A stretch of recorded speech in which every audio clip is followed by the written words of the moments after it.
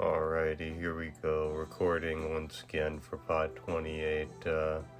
I basically started recording, had some fits and stops, so decided to just stop recording that one. I think I'd gotten a couple decent ideas out there, but it wasn't flowing properly, so just going to take another crack at this. But what we're talking about again is we're talking about the aftermath of Socrates' first sort of invocation of and discussion of what sort of the laws of the city of Athens have to say about the behavior that he's going through, the ways that those laws govern, laws regarding family, the upbringing of citizens, and bringing up the point that Socrates essentially had the chance to leave the city of Athens before they did exactly what they did, which we're actually going to get into more so in this section, but actually in the past section, the last thing that's sort of emphasized, just to sort of re-emphasize these sort of points of Socrates, sort of the political orientation that he seems to share along with Crito, even though you could argue Crito is kind of just going along with kind of whatever Socrates has to say, isn't necessarily contributing as strongly as some Platonic interlocutors will. But that being what it is, you hear Socrates saying, as in talking about the laws, that since you were born, brought up, and educated, can you deny first that you're our offspring and slave, both you and your ancestors? If that's so, do you think that what's just is based on an equality between you and us, that whatever we try to do to you, it's just for you to do to us in return? As regards you and your father, or you and your master, if you happen to have one, what's just isn't based on equality, and so you don't return whatever treatment you receive, answering back when you're criticized, striking back when you're struck, or doing many other such things. So, Socrates, through the laws, is making the point that that the society, in this sort of social contract theory that he's proto-social contract theory that he's putting together, that the laws, especially those governing the family and education, that those are not based on an equality between the citizens and the laws. It's based on a certain sort of supremacy of the laws. And so the laws are basically making the point, Socrates, through the laws, is this sort of narration tactic, is saying basically that the fatherland will be destroyed, and you're claiming that you're acting justly in doing so by potentially Socrates going along with Crito and running away with him. And Socrates points out that whether it's a situation like beating or imprisonment, that if it leads you to war, be wounded or killed, that's what you must do. That is what's just, not to give way or retreat or leave where you're stationed, but on the contrary, in war and law courts and everywhere else, to do whatever your city or fatherland commands, or else persuaded as to what is really just, and that while it is impious to violate the will of your mother or father, it is yet less so than to violate that of your fatherland. So, real supremacy of the state in some sort of sense over that of the family, in terms of, I guess in our more modern sense, we at least ostensibly discuss it in terms of family being prior to society. And you see somebody like Aristotle going through his politics in that way, where he starts his politics by describing the governance of the family, etc., all these traditions and things like this. And you could critique these ideas of Socrates in particular as being almost reminiscent of like a caste system, where the point of people is to fit in where they're supposed to, and not to go above or below their station, and one can sort of question the stationing as like, is that objective? Is that something that the rich and powerful have sort of rigged in their favor?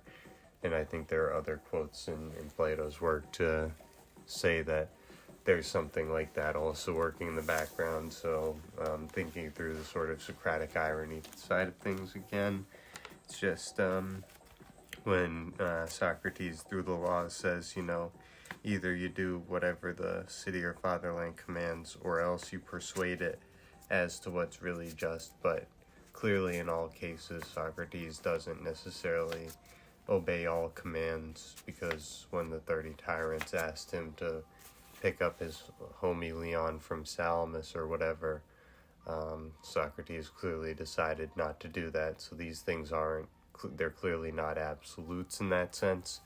So we have to try to continue to understand his perspective, and the next page, 2-3 pages will shed some light on that, I think.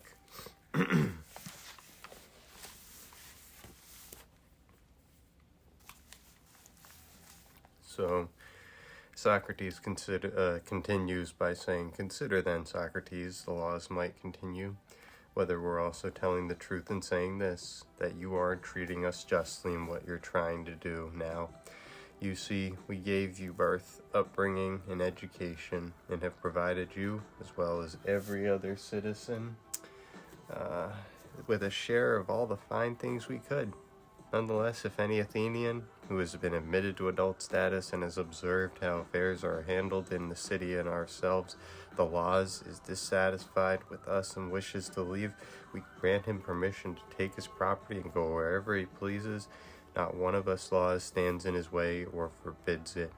If any one of you is dissatisfied with us in the city and wishes to go to a colony or to live as an alien elsewhere, he may go wherever he wishes and hold on to what is his. And if any of you stays here, after he has observed the way we judge lawsuits and the other ways in which we manage the city, then we say that he has agreed with us by his action to do whatever we command.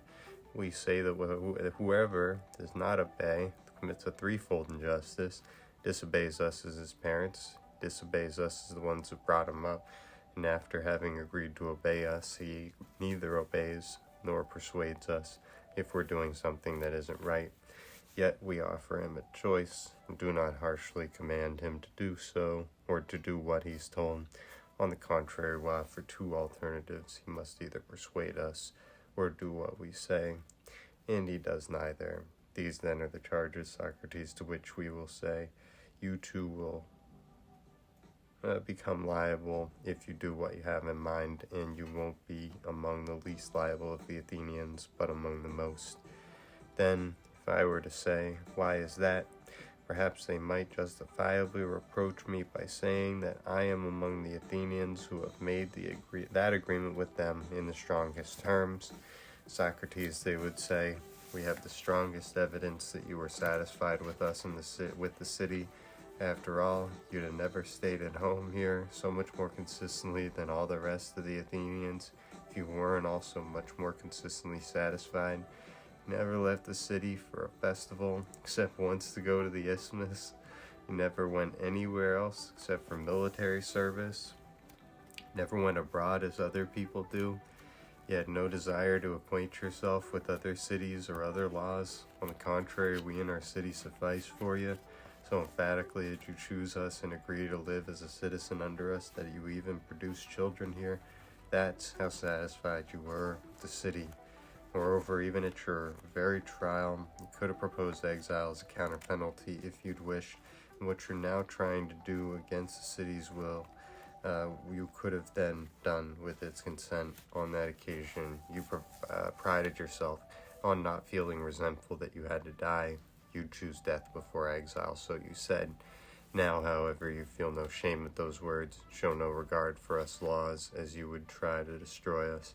You're acting exactly the way the most wretched slave would act by trying to run away, contrary to your commitments and your agreements to live as a citizen under us. First, then, answer us on this very point. Are we telling the truth when we say that you agreed by deeds, not words, to live as a citizen under us. So I have a star next to that. That's a big point. Or is that untrue? What are we to reply to that, crito? Mustn't we agree? So before we continue here, so that is a full page load of Socrates speaking in the voice of the laws, which you be you about whether you want to make fun of him for going to this sort of puppet show lengths of trying to convince his friend that he has the right of not wanting to escape his circumstances and essentially go into a shameful exile that will then confirm his guilt. You can sort of analyze what he said and break down the word by word, and we'll go through these paragraphs, but it's clear that he doesn't view it as acceptable to choose a dishonorable exile. He's not really interested in exile, period. And so to hear his friends coming at him with these proposals and then the money and all these things, and he's just sitting there basically like, nope, I'm kind of at peace with what's going on, and when the ship comes back, they'll put me to death, and that'll kind of be that. And I mean, it is kind of strange that Socrates does have the opinion. He's talking so much about his children, doesn't really mention, that he's to some degree orphaning his children by rendering them fatherless, and Socrates' friends are then going to have to pick up whatever slack will be necessary, and I don't even have historical background to know exactly what happened with Socrates' children or his wife after his execution. No real understanding of that. So, and that's kind of something that would be fit for speculation rather than, I think, assertions made with evidence. So, not even worth chewing on for too long, just something to consider. But as we go through some of the things that Socrates says that the laws point out, number one, we gave you the birth, upbringing, education, share of all fine things we could. You've seen how affairs are handled in the city, and if you're dissatisfied with us and you want to leave, you can take your property with you and go. So I guess that's a bit of a nuance here that Socrates is throwing in for the laws. It's like, not only can you go into exile, but you can take your money with you, or your property, to use the word they're using. But, what does that mean in terms of property? What if you have landed property within the city of Athens? What happens to your property then?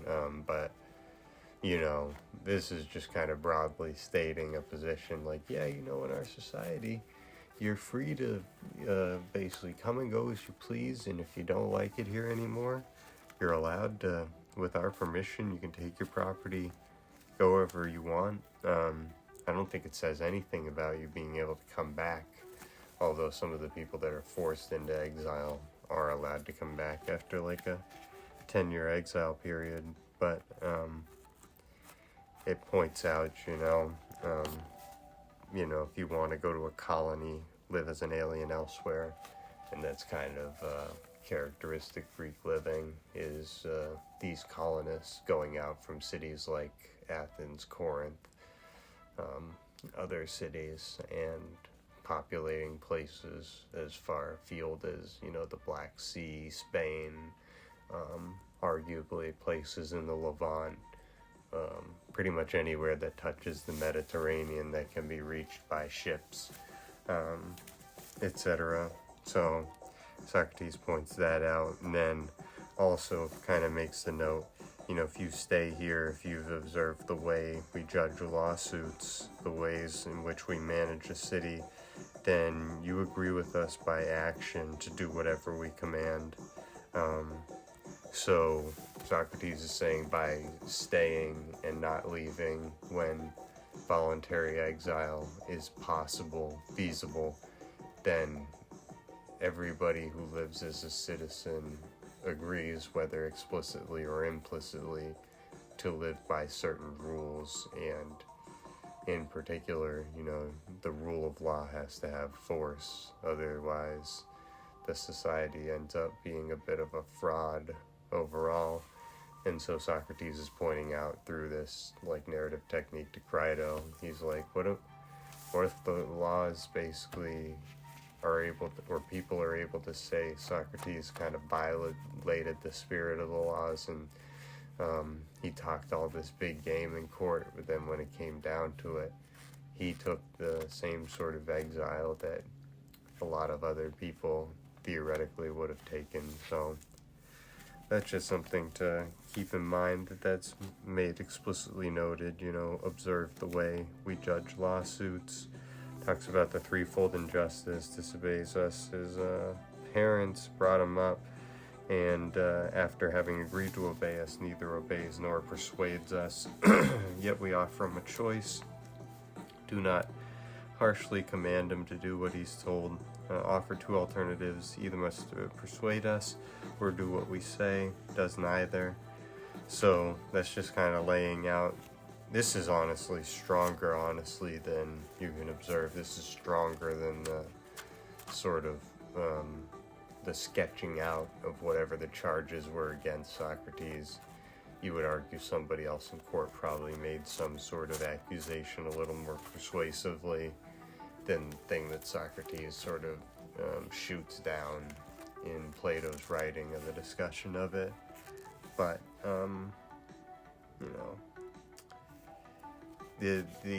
these laws have essentially much stronger opinions than any interlocutor will tend to have, and you almost just wish that the average interlocutor was as strong as basically Plato, writing kind of at full force through Socrates, even though arguably based on the seventh letter and other stuff, Plato doesn't totally buy into the argument that that basically I think he would basically argue from his experience that lawsuits aren't necessarily handled properly in Athens, and he didn't live his entire life there, although he lived, I think, a lot of his life there. So that's going a little afield, though, to try and analyze that, to then get back on track a bit. Then the laws also point out, we have strongest evidence that you were satisfied. You'd have never stayed home so much more consistently, all the other Athenians, if you weren't also much more consistently satisfied. They mention he only went to the Isthmus once, which for anyone who's played Assassin's Creed Odyssey, taking a friggin' trip from Athens to friggin' the Isthmus sounds like that's not an afternoon, but that's maybe like a day or two journey in the pre-modern period. But I'm sure with a car it can be done way more easily at this point in history. Probably doesn't take too long to get from here to there, but again, just sort of demonstrating the sort of parochial nature of someone like Socrates. But then his parochial nature is that he lives in one of the most cosmopolitan cities in the world, so arguably the city brings everything to him.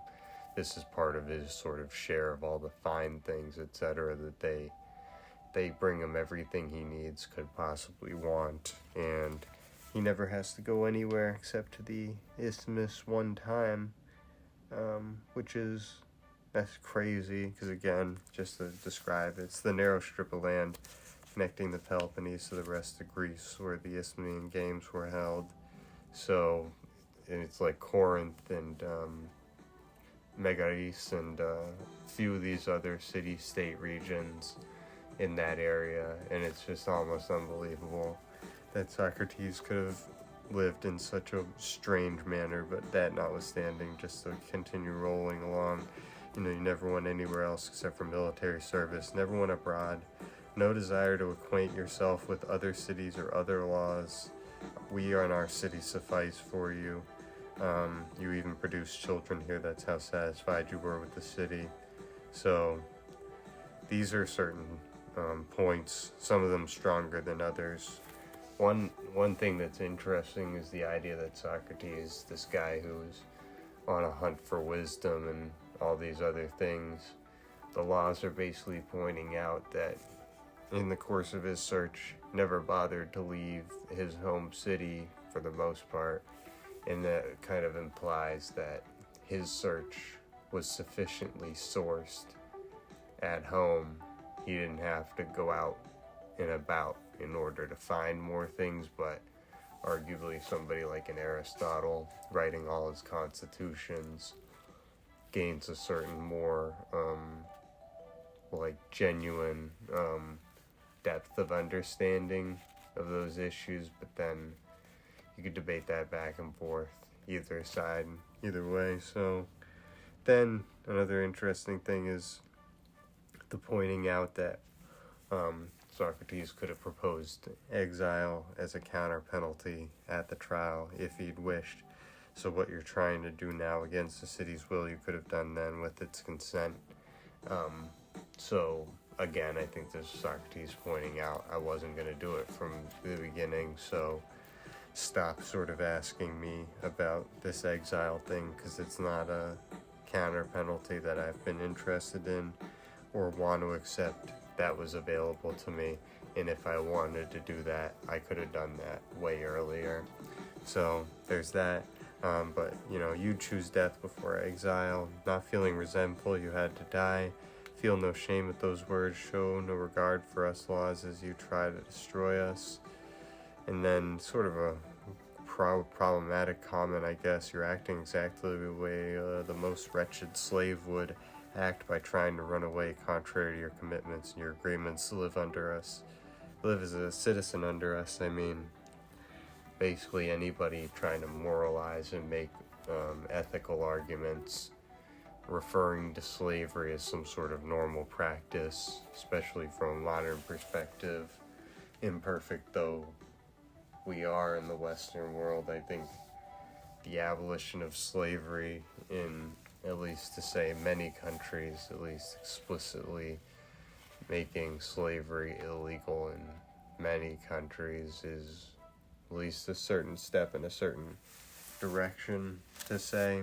And so that's just to flag that kind of like some of his rude comments about women, misogynistic, and some of his what you may honestly characterize as racist statements occasionally, but you just have to be sensitive to who Socrates was in sort of the historical context of what an Athenian might have thought, you know what I'm saying? So, but then to continue, so he has said, what are we to reply to all that? Crito, mustn't we agree?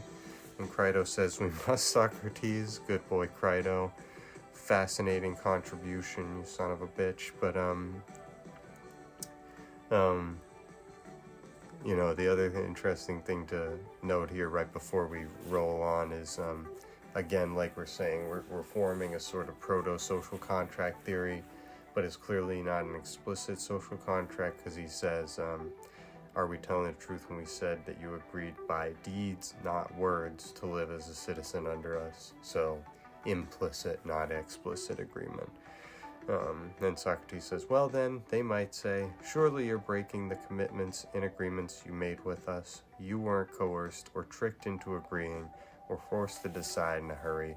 On the contrary, you had 70 years in which you could have left if you weren't satisfied with us, or if you thought those agreements unjust.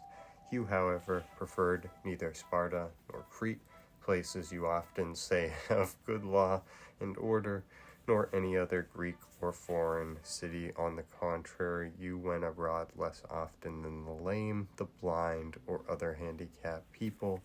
Hence, it's clear that you, more than any other Athenian, have been consistently satisfied with your city and with its laws. For who would be satisfied by a city but not by its laws? Won't you then stand by your agreements now? Yes, you will, if you're persuaded by us, Socrates, and at least you won't make yourself a laughingstock by leaving the city.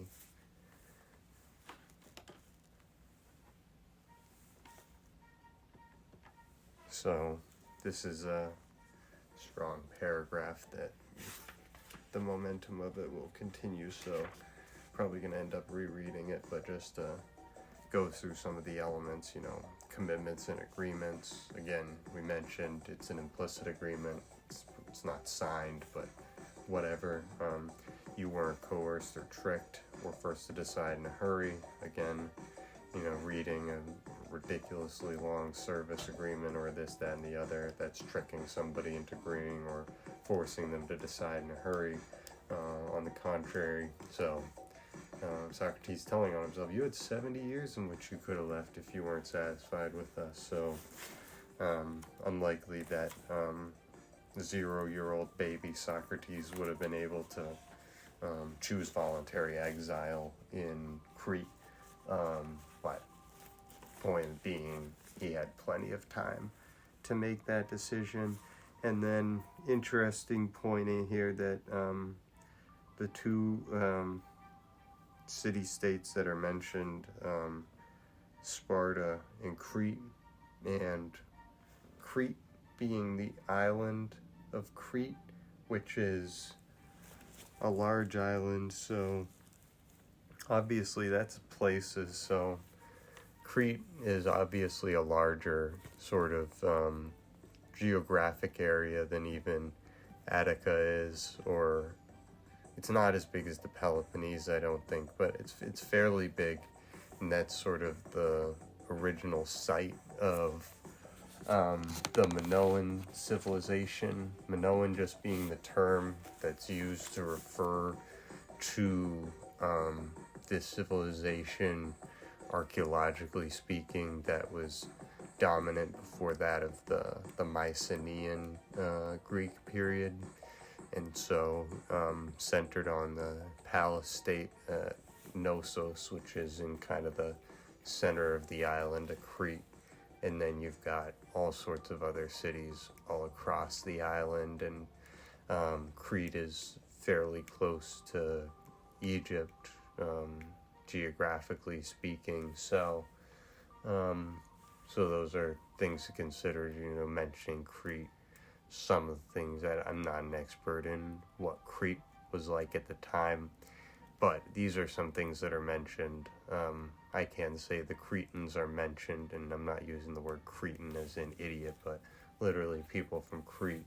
But the Cretans are mentioned in the Iliad pretty extensively. I'm forgetting the dude from Crete who leads them, but he's one of it might be Idomeneus, but he's one of like the chief Greeks, who's one of their superior spearsmen and charioteers, I think, or some set of characteristics that marks him out as one of the Greek chieftains that's most important, leads a ton of ships to the Greek cause at Troy, and as my interpretation sort of stands, the Iliad and Odyssey being sort of a summarization of the Mycenaean Greek period and certain events shortly before or shortly thereafter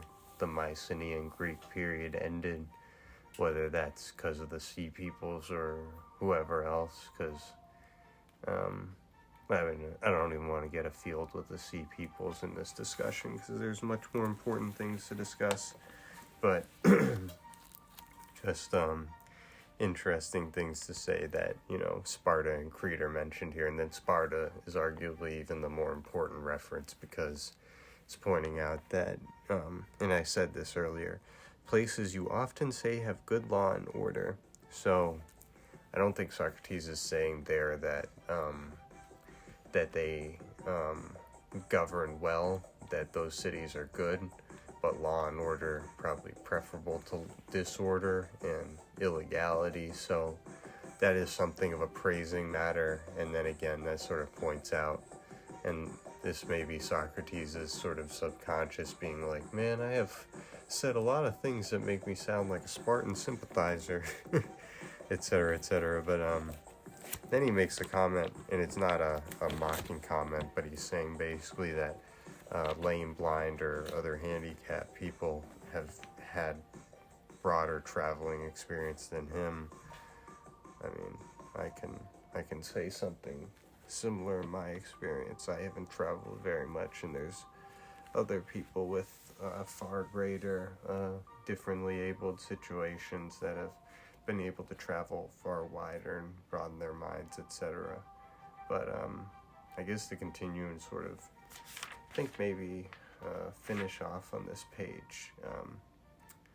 But so, you won't make yourself a laughing stock by leaving the city.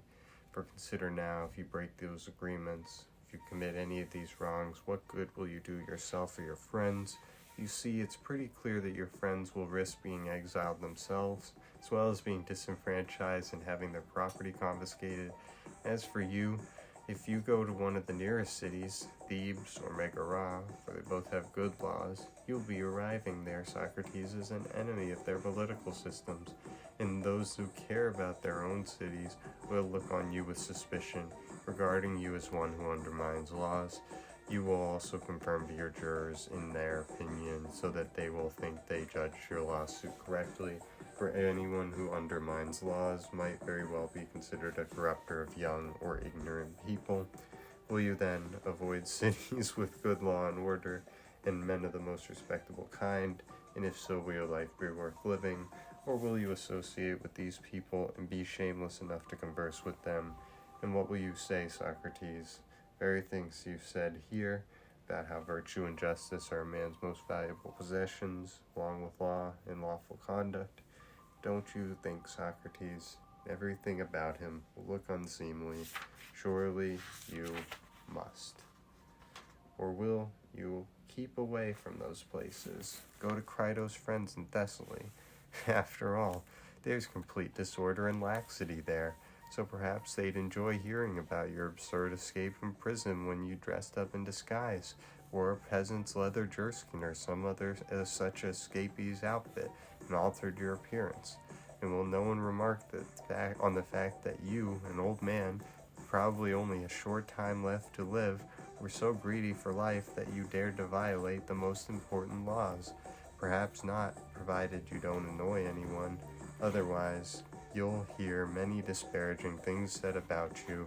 Will you live by currying favor with every man and acting the slave? Do nothing in Thessaly, besides eat as if you'd gone to live in Thessaly for a good dinner. And as for those arguments about justice and the rest of virtue, where, tell us, will they be? Is it that you want to live for your children's sake, then, to bring them up and educate them? Really? Will you bring them up and educate them by bringing them to Thessaly, make foreigners of them, so they can enjoy that privilege too? If not, will they be better brought up and educated, say, because your friends will take care of them? Then, will they take care of them if you go to Thessaly, but not take care of them if you go to Hades? If those who call themselves your friends are worth anything at all, you surely can't believe that. No, Socrates, be persuaded by us who reared you. Don't put a higher value on children, on life, or on anything else than what is just, so that when you reach Hades, you may have all this to offer as your defense before the authorities there. For if you do that, it doesn't seem that it will be better for you here, or for any of your friends, or that it will be more just or more pious, and it won't be better for you when you arrive there either. As it is, you'll leave here, if you do leave, as one who's been treated unjustly, not by us laws, but by men. But suppose you leave, suppose you return injustice for injustice, and bad treatment for bad treatment in that shameful way, breaking your agreements and commitments with us, and doing bad things to those whom you should least of all treat in that way, yourself, your friends, your fatherland, and ourselves. They will be angry with you while you're still alive, and our brothers, the laws of Hades, won't receive you kindly there, knowing that you tried to destroy us to the extent you could. Come then, don't let Crito persuade you to follow his advice rather than ours. That, Crito, my dear friend, is what I seem to hear them saying, you may be sure. And just like those Corybantes who think that they're still hearing the flutes, the echo of their arguments reverberates in me, makes me incapable of hearing anything else. No, as far as my personal or present thoughts go, you may be sure that if you argue against them, you will speak in vain. All the same, if you think you can do any more, please tell me. No, Socrates, I've nothing to say. Then let it be, Crito, and let's act in that way, since that's the way the God is leading us. So, wrapping up here, and I just read about another page, and I should chew on that stuff a bit. I'm sort of running low on time, but to run through some of these ideas. So first of all, Crito has given up by the end. He's going to go along with Socrates.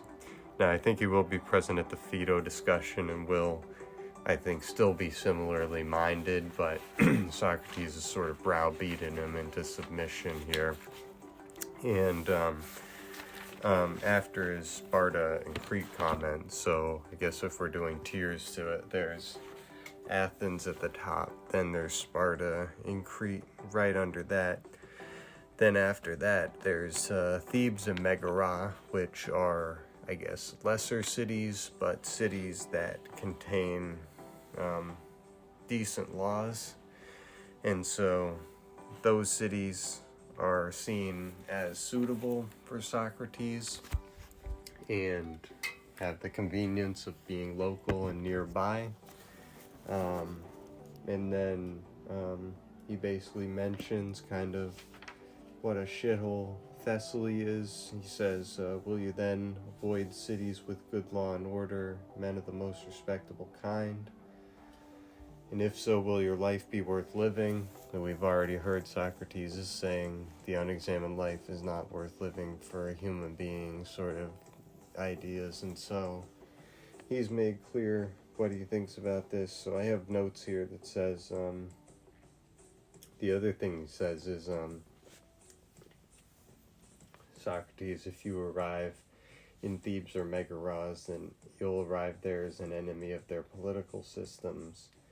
And you can argue he's either an enemy because those are democratic cities as well, or he's at least an enemy because he's an underminer of law and order, sort of, generally speaking. And then, so, I have a note here. It says Socrates has a reputation, ideals to protect, pick one based on the level of cynicism. And then I have something that says, this seems to be the central argument that fleeing would implicitly confirm his trial outcome is correct.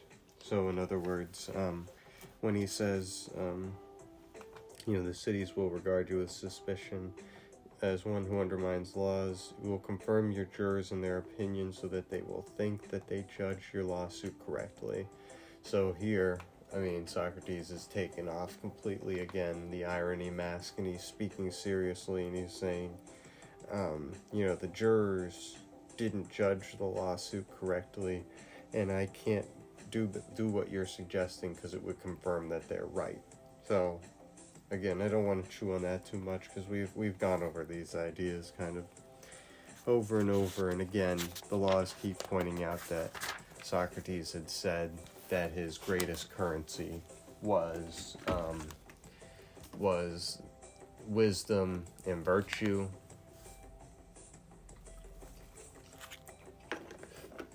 So if that's the case, then he has to be consistent with that all the way through to the end. And he said he can't regard, his children or life or anything else more than what's just.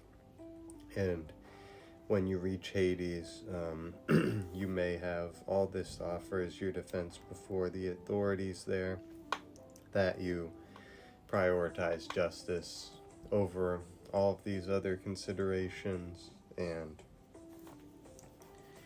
so, he makes a bit of a jape about sort of the foolish looking nature of what it will be as he's escaping, which you can argue kind of from the Andy Dufresne perspective, crawl through that shit tunnel, Socrates. There's no point in you dying for the sake of dying. But he points out, he says, do I want to live for the sake of my children? Are they going to be brought with me to Thessaly? Now they're going to be foreigners. And you can kind of see that Socrates doesn't have the highest opinion of foreigners. And,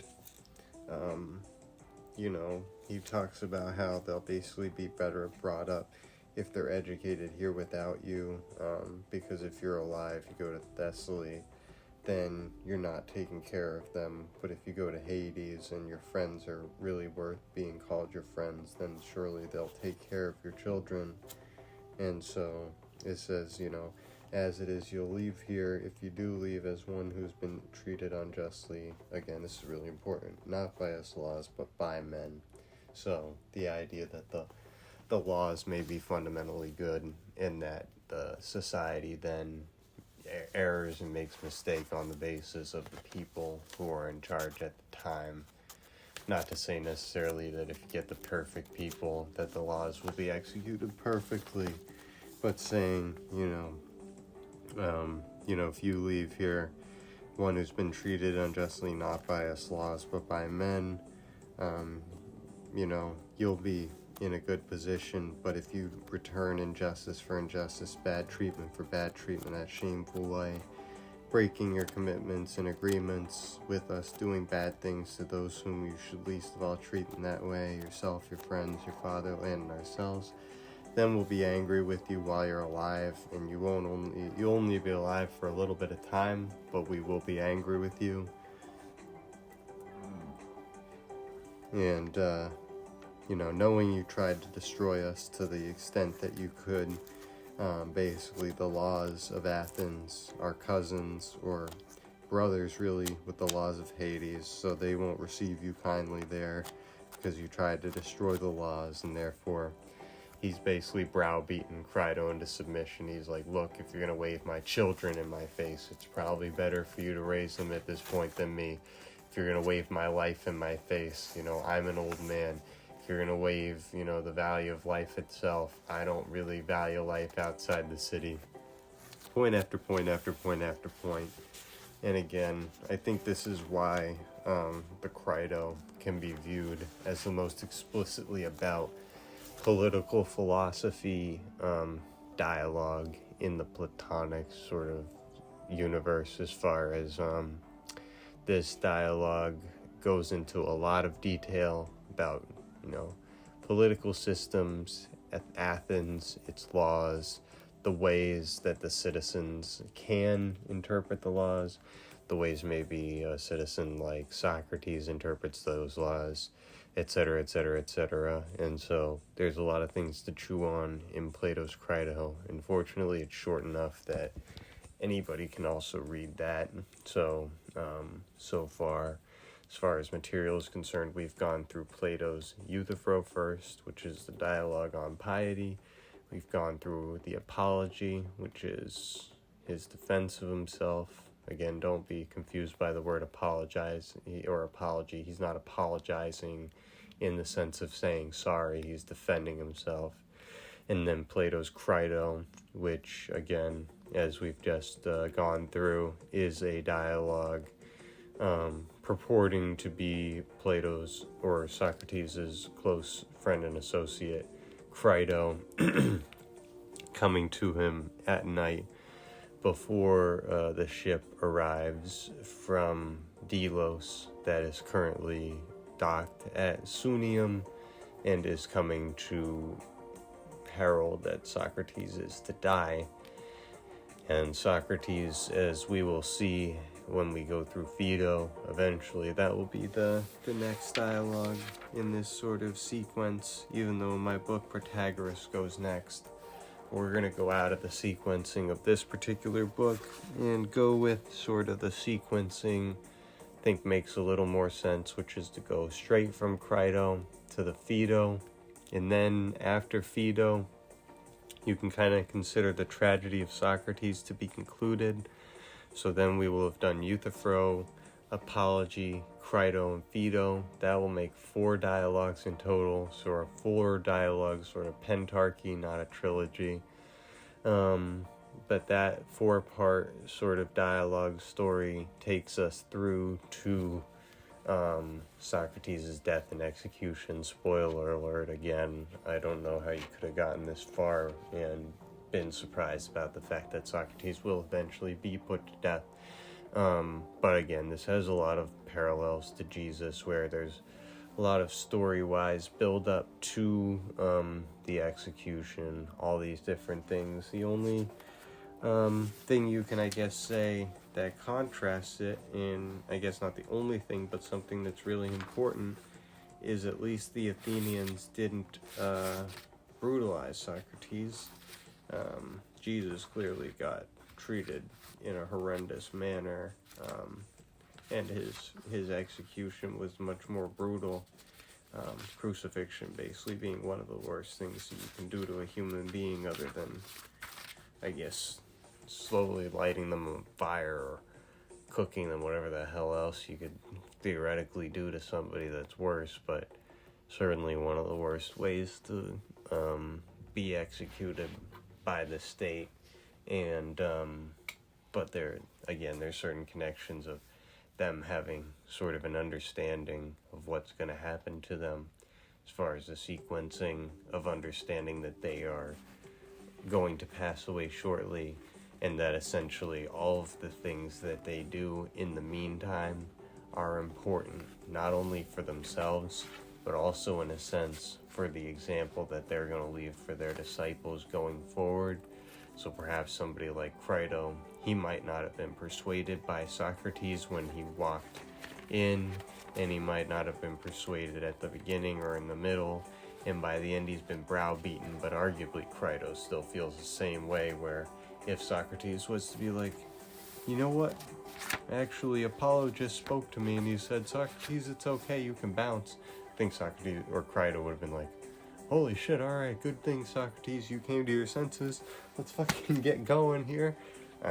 But clearly that's not going to happen, and it's basically important for Socrates' story that it doesn't happen, because again, as he says there at the end, by following through on what he said previously, not leaving his station, obeying the laws, staying in his place, adhering to his theory of justice and piety and all these things, Socrates believes that he's putting himself in the strongest position to stand before Minos and Rhadmantheos and all these other dudes in the underworld that are gonna judge him.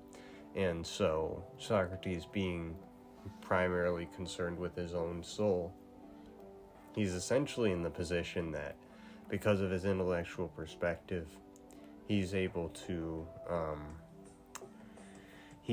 retain sort of the rationality and the sort of level-headedness that he falsely attributes to Crito at a certain point when he says, well, you're not going to die tomorrow, so your thinking isn't, affected, this, that, and the other. But clearly I think Socrates was pretty calm, cool, collected under this sort of pressure. And so real quickly here, this is the end of pod number 28. I put out pod 26 today. Hopefully it has good enough audio that it can stay up. Actually, I don't know if there's a pod 27. Yeah, there is a pod 27 already. That's what went up today. Not pod 26 is the Luca pod, where the trade for Luca and AD. So pod 27 is what I put up today. Hopefully that has the audio. This will be episode 29, and then or episode 28, and then episode 29 therefore will be starting on Plato's Phaedo. And once we do Plato's Phaedo, we're going to sort of attach Plato's Meno as a sort of appendix to this page of Plato sort of formatting of doing things. I think once we get to Phaedo, it honestly may take dozens of episodes going at this sort of pace to go through that, so we're going to explore potentially going faster or slower through that text, but I do regard it as one of the great philosophical texts of all time. Ask Descartes if you don't believe me. And so we're going to go through that. Then we're going to go through Meno, even though my book Meno comes before Phaedo. We're going to do Phaedo first because story-wise it makes more sense. So that's what we'll be back with next time. All right, thanks.